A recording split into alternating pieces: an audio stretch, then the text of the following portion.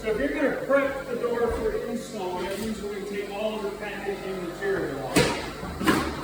This is something that can go pretty quickly, and unless you're instructed to, I will throw my packaging material in the corner and move on to the next one, and then go pick up everything at one time. Different manufacturers have different issues with their packaging. These people put staples in. If that staple is way up here or way down here, it's generally not a problem. If it's right behind the hinge, it's going to be a problem. We don't have to pull them out, just flatten it.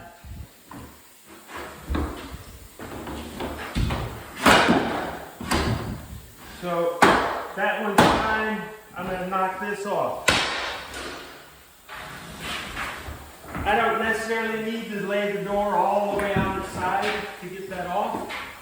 Sometimes you do. I prefer not to. This manufacturer provides 2 long screws. I'm going to take them off the door, set them by the hinge side. I have my staples if I need to. Pop that off. These have staples sticking out, so you don't want to leave them when someone's going to step on them. Then the doorknob has a mechanism that keeps it closed, which is screwed in there. Sometimes you have to get a 5-in-1 to help get it started. I'll get that completely loose, push that in. We don't need that.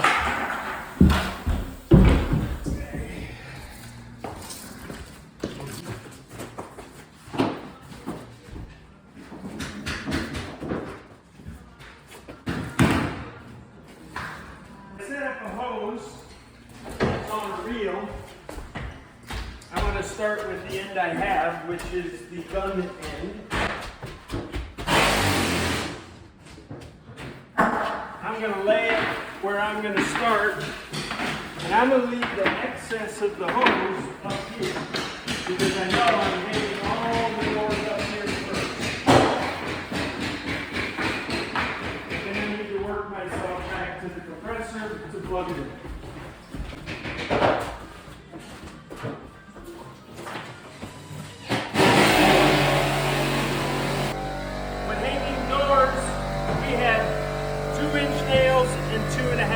Nails. I prefer to use 2.5-inch nails. We don't have to. So if you're running short on those, you can switch to these, but generally we want to use 2-inch nails. Putting nails or taking nails out of the Senco gun. This has a little lever. I want to pull back so that that slides forward. I can get the nails out. Sometimes they're a little stuck up there. Putting the 2.5-inch nails in, you can see in the end it's got a little T, and that has a T. So they're going to go in there. They can go only 2 ways. That would be backwards. That would be the correct way. So they slide in there. You can't get them in that way. They won't let it go. So you slide that all the way up, pull this back till it locks, and it'll push the nails up to T. Cool. Loading the 18-gauge brad nailer. The Senco has a release here, which opens it up.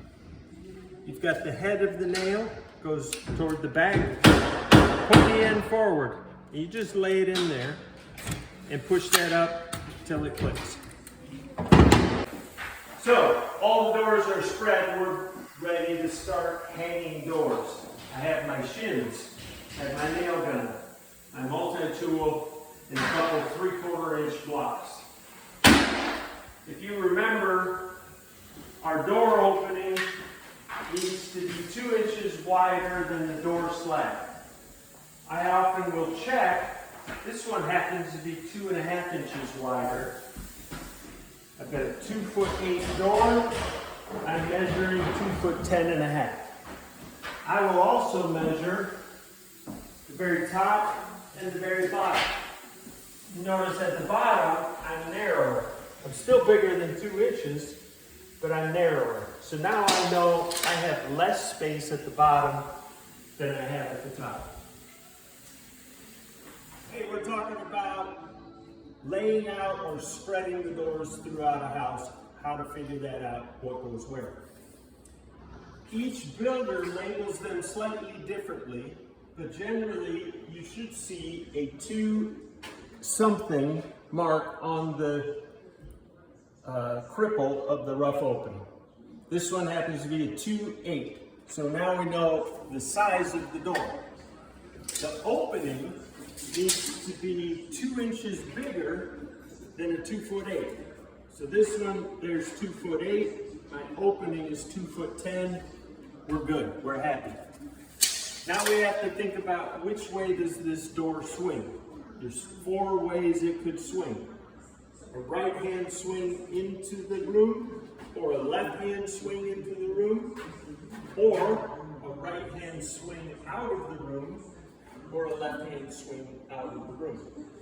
Some of this becomes common sense. Generally a bedroom door swings into the room, not always. So we have to say, what did they plan? This builder marks that with an X. That tells me the hinge is on this side of the door, or this side of the opening. It's on this side of the door. I now know that this is a 2'8" right-hand door. I'm going to write that on my list, 2'8" right, and I'm going to move on. Now I know there's a 2'8" right I need upstairs. So we're kind of looking for mistakes that have been made in the process before we spread our doors. So one of the common mistakes is that the door isn't framed the right size. So we'll want to resolve that before we carry the door up and then realize, oh, we're going to get a different door and carry it back downstairs. This one happened to be right. The other mistake we're looking for is, obviously this is a bedroom, we're going to walk in, the door's going to swing here, we're going to flip the light switch on. If this is all labeled as a 2'8" right, and the door goes here, and the light switch happens to be right here, we need to stop and say, hey, Mr. Project Manager, we have a problem. How do you want to resolve it? So we're going to do another door just to do 2 instead of 1 in the video. All right. I'm going to walk up to this opening, and I'm going to look at, I've got a 2'4". Here's my hinge. So this is telling me it's a 2'4" left hand. Light switch is over here, so I'm okay there. Swinging into the tub is a little bit weird, but not wrong. And my rough opening is 2'6". So I know this one, I don't have any problems, I'm good to go. At what length of the rough opening do you measure and you start to go, oh, I'm having a problem? So if it's bigger, slightly bigger than 2'8" or 2.5 inches bigger, that still works. 3 inches bigger still works. If it gets so big that the opening will be past the casing, then I need to be worried. Okay. So it kind of depends on how wide of casing we have Yeah. to tell us. If it's smaller than 2 inches over, so let's say this was 2'5.5". I'm gonna go, oh boy, I need to worry about that. Now, I may go down and measure the door and make sure it fits, and there's some things we can do to fix that. But you need 2 inches. I need 2 inches. Okay. Sometimes we have a larger opening, and there's a number of different doors that are going to work in that opening. It could be a bifold door, it could be a bypass door, it could be a double door, or a French door with glass. So we have to look into that to figure it out. This builder is very instructive. It says 4.0 bypass. Now I know. Okay. The bypass doors also need to be 2 inches bigger than that number. So this should be 4'2", which it is. So I'm good. Cool. I'm going to add that to my list. Let's see the list. 4.0 bypass. All right. Pocket doors, if you walk up and you see this hole, that tells me that I've got a pocket door. Often they're not labeled. I'm not sure why. They're just not. So I need to check. It should be 2'4". Now the 2-inch rule doesn't apply on a pocket door. So we need to be close to 2'4". And I'm just gonna now write that on my list. How do you know about 2'4"? Why is that what is that every pocket door pretty much? So 2'4" is that big. I'm gonna add a jamb over there, and I'm gonna add a jamb here, and they're gonna cover the end of the door. Okay.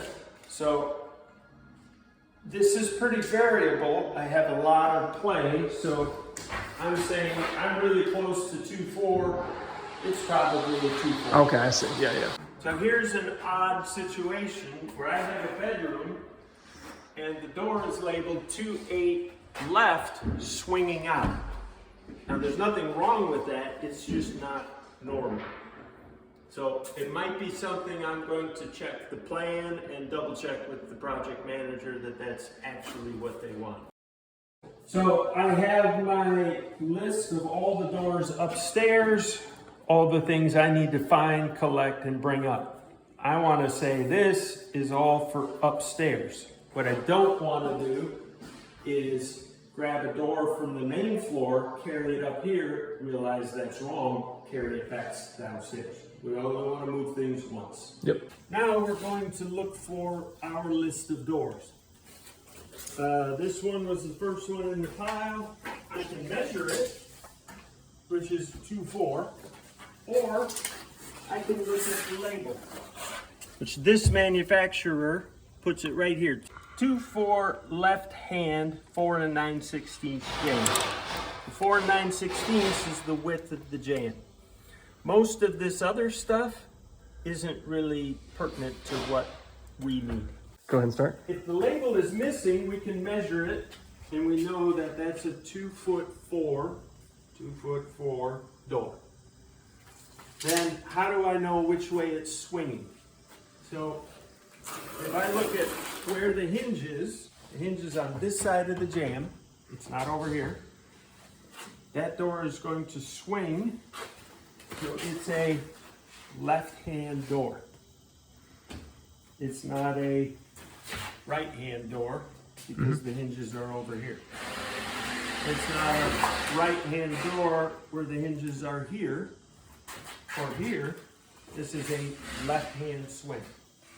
So now I know because of my list, I need a 2'4" door upstairs. I'm gonna pick it up and I'm gonna carry it upstairs. So we found an issue already. We found a 2'4" left. On my list, I don't have a 2'4" left upstairs. I don't want to carry it upstairs and then figure out where does this go. We want to figure it out now and then move forward with it later. So carrying a door, these are kind of heavy. The easiest way I've found to carry a door is to find the balance point, which is right around this hinge. I'll grab the hinge, see where my arm is at, about it. Yeah. And then I'm gonna rock it back onto my arm. And now, if it's balanced, I'll use this hand, I don't really need it. Okay. And up I go. We wanna make sure we don't smash into drywall or things up here. So this is one of the times it's okay to move a little bit slower. Did you say all right? Yeah. Good. Put that in a blooper reel. Oh, That's exactly what we don't want to do.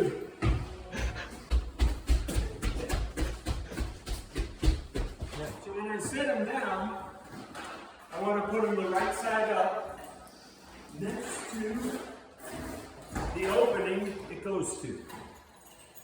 And then whoever's hanging the door, whether that's you or someone else, grabs the door, puts it in. I made a mistake. I wasn't watching. I hit the door on the corner beam. Mistakes are okay. Just don't keep making the same ones. Because I've made that mistake, I'm going to add that to the list of things to talk to the project manager about. Banged drywall arch. I'm okay with telling the project manager, hey, I screwed up. Because it makes his job easier instead of him walking in and seeing it and being upset that we broke something. He'll still be upset, but he'll say, that's okay, thanks for telling me. So we found a 2-4 left. We don't have a spot for a 2-4 left. So here's the places we can check. With this builder,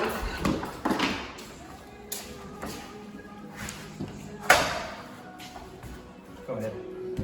They have the plans on the wall. First place I'm going to check is find where that door is on the plan and look to see if it's labeled. My grandpa eyes can't read it. How'd you find that? So where's it labeled? I don't. 2-6 left hand. So what's written on the door jamb and the print match. Yeah, but What that's a 2-4. have doesn't. Oh, I see. I get it. So for now, we're just going to let that go. We're going to keep asking questions. As if I can't find a 2-6 left, I have to talk to the project manager and say, I don't have the right door. What do you want to do? Bypass doors. What we need for a bypass door. Ready? Yep. On my list is a 4-0 bypass door opening. That opening consists of 2 doors, half of the total door. So if it's a 4-foot opening, I need 2 2-foot doors.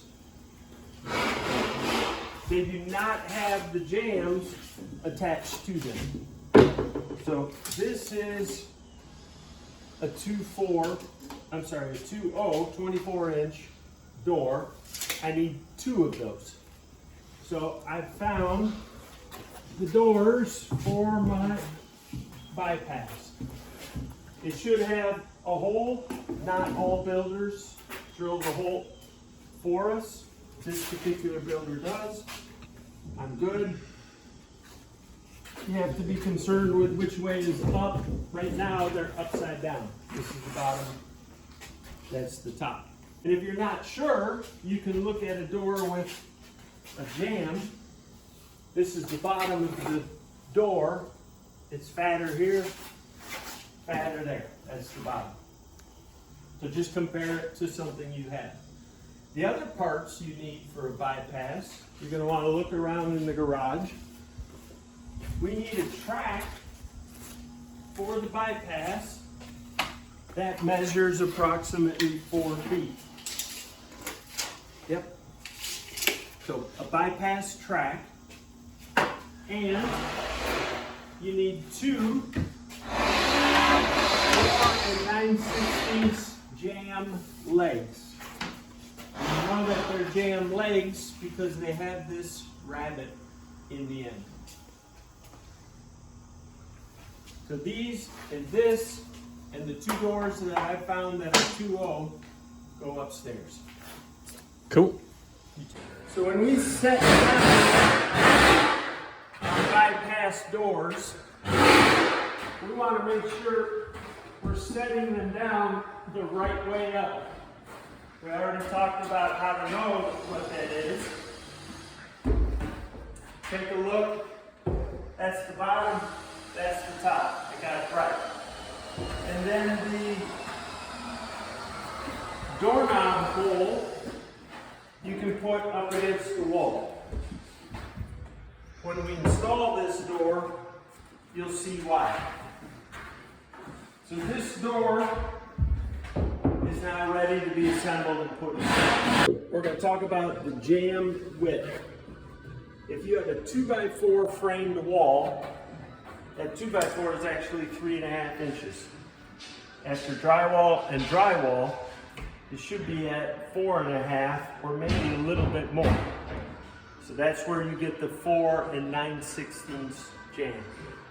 On pocket doors or load-bearing walls, the jams or the framing is made into a 2x6, which is 5.5 inches. Drywall to drywall makes 6 9/16. So primarily we have two sizes of jams, 4 9/16, 6 9/16. 90% of them are 4 9/16. You have an occasional one that's not, usually in the basement or like in this, it's a pocket door. So finding the parts for a pocket door, we're looking for a 2-4 pocket door, which is 2'4" wide. There it is. It doesn't have any jams attached to it. It should, but it might not have a full doorknob opening with the straight plate cut out. We're pretty confident this is our 2-4 pocket door slab only. The other part we're looking for with the pocket door is one leg jam. And this pocket door happened to be a 6 9/16 jam. So that's what we're looking for. It's much wider than the 4 9/16. It's got the rabbited end. We're also going to look for the pocket door hardware, which is often missing. We can't find it. It's a bit of an Easter egg hunt. Often we have to ask the project manager, where is it? At this point we have all the doors necessary for installation. They're all up here. We've double checked. We figured out our problem with this door. We thought we had the wrong one, but we don't actually. So if you are the one spreading the doors, they may ask you to prepare the doors for install, which means all this packaging material needs to be taken off and getting the door ready to install. Yeah. At this point, I know I have all the doors I need for the second floor. We're ready to go. The other thing I need to do is set up the compressor, hose, and the nail gun. And so we want to put the compressor in a centralized spot in the house where other people are able to get it and do what they need. I like to put them inside a closet or a bathroom so I don't have to listen to it run all day long.